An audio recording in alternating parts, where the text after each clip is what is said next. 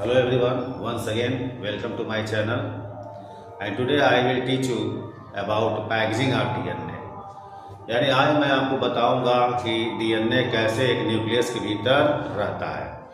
आपने जो है पीछे के जो है टर्म में पढ़ा था कि DNA का लेंथ होता है 2.2 मीटर लॉन्ग। अब सोचने वाली बात है, एक न्यूक्लियस जो एक माइक्रोस्कोप से जब देखेंगे तो एक सेल जो माइक्रोस्कोप से दिखेगा उसके भीतर जो न्यूक्लियस जिसे हम लोग इलेक्ट्रॉन माइक्रोस्कोप से देखेंगे उसके भीतर 2.2 मीटर लॉन्ग डीएनए कैसे रहता है। आइए उसके बारे में आज हम लोग पढ़ेंगे। तो पैकेजिंग ऑफ डीएनए के बारे में सबसे पहले हम लोग को बताया था 1974 में रोजर कॉर्नवाल ने। अब इसको इस फिगर के थ्रू जैसे हम लोग को बताया टोटली कि कैसे डीएनए जो है एक न्यूक्लियस के भीतर रहता है, तो 1953 में आपका Rosalind, Franklin and Maurice Wilkins ने इसको बताया था। अब देखो ये जो डीएनए है, तो ये डीएनए जो है किस पर जो है आपका जो है लपेटाता है।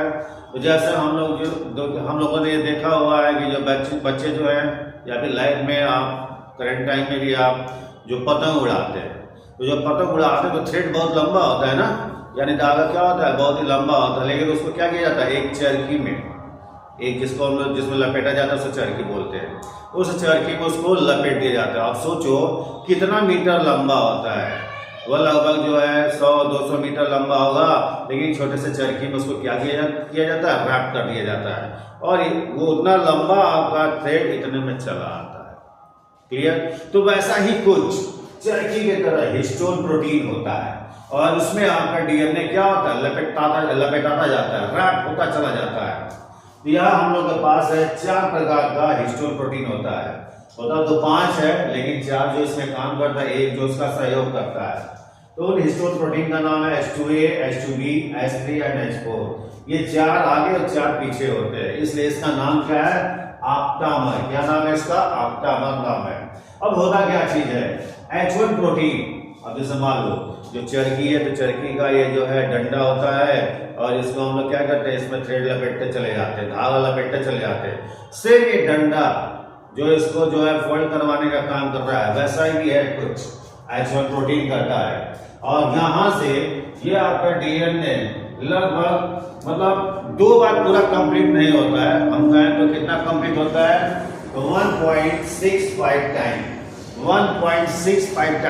रैप होता है, मतलब कंप्लीट हम कहें 2 बार नहीं लपेटाता है।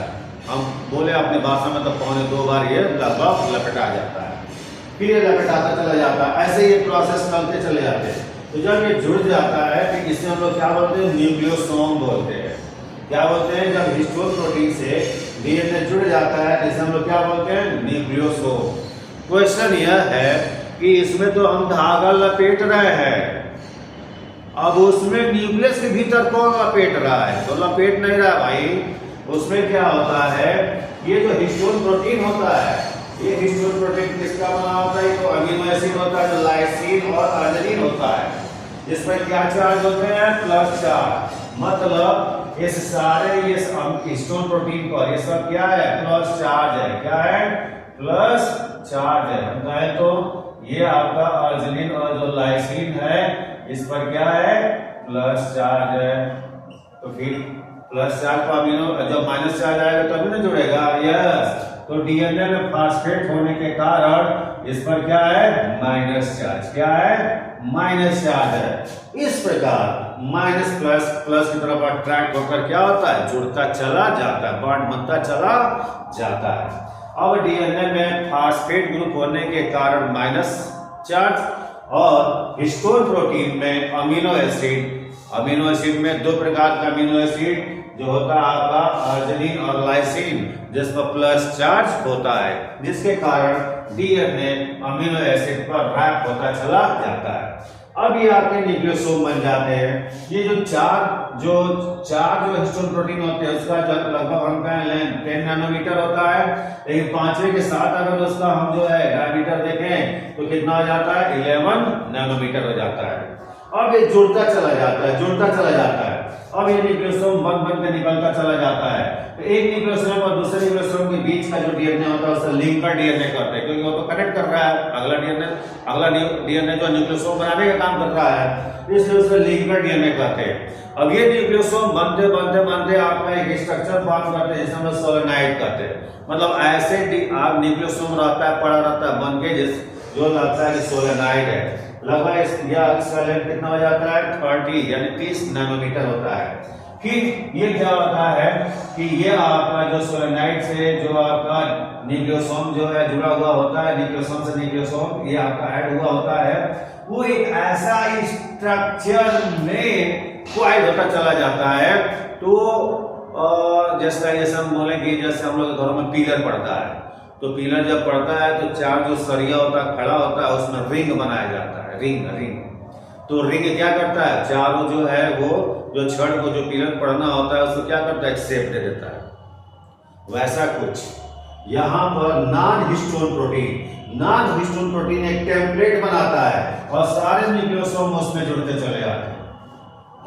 तो जो ये टेम्पलेट बनाता है, इस टेम्पलेट को हम लोग स्कैफोल्ड बोलते हैं। क्या बोलते हैं, स्कैफोल्ड बोलते हैं, जो नॉन हिस्टोन प्रोटीन होता है और इस पर सारे जो है न्यूक्लियोसोम इस पर जो है एडजस्ट होते चले जाते हैं। और इसका जो है जो स्ट्रक्चर से होता है थ्रेड लाइक स्ट्रक्चर, जिसे हम लोग क्रोमैटिन थ्रेड कहते हैं।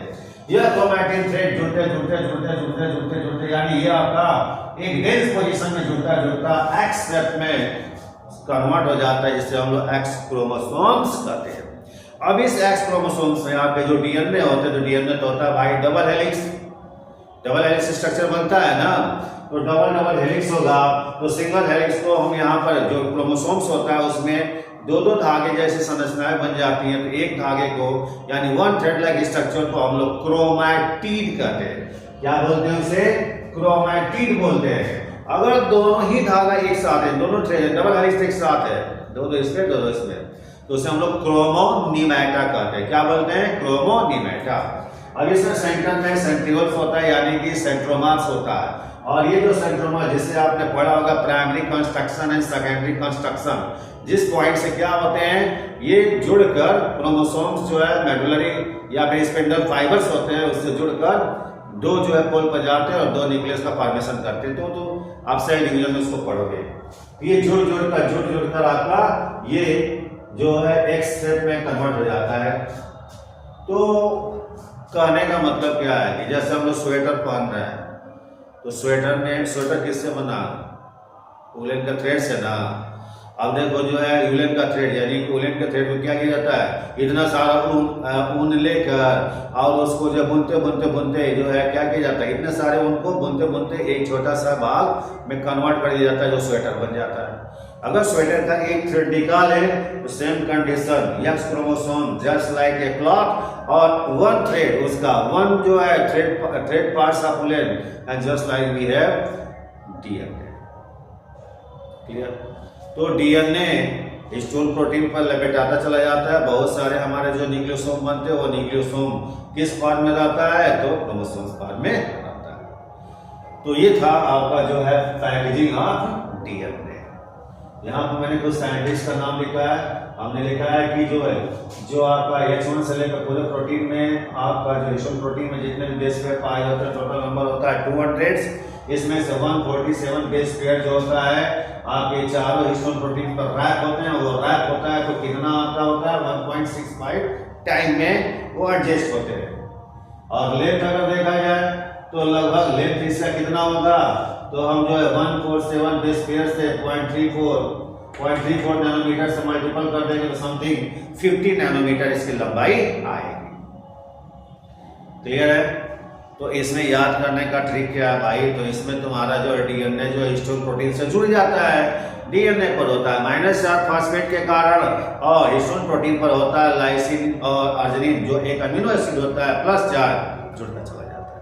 और ऐसे आपका जुड़ता चला जाएगा तो फिर आपका जो है लिंकर डीएनए, फिर आपका सोलेनाइड्स, फिर आपका जो है स्कैफोल्ड, फिर उसके बाद से क्रोमैटिन थ्रेड, उसके बाद से फाइनली एक्सक्रोम बन जाता है। और यह एक्स क्रोमोसोम्स अर्थात क्रोमोसोम्स के रूप में एक न्यूक्लियस में पाया जाता है। ओके, इसी तरह बने रहिए।